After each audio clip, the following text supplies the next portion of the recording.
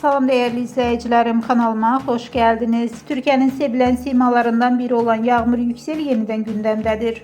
Sosyal medyada yayılan son görüntüleriyle izleyicilerini heyran eden Yağmur, sade ve tabii güzelliğiyle bir daha dikkat merkezine düştü. Bu videoda Yağmur Yüksel'in yeni görüntülerini sizinle bölüşürük. Pərəstişkarlarının sevgi dolu rəyləri ve sosyal medyada yaranan səs-küy ise bu görüntülerin ne kadar çok merak doğurduğunu sübut edir. Videonu izlemeyi, beğenmeyi ve kanalımıza abone olmayı unutmayın.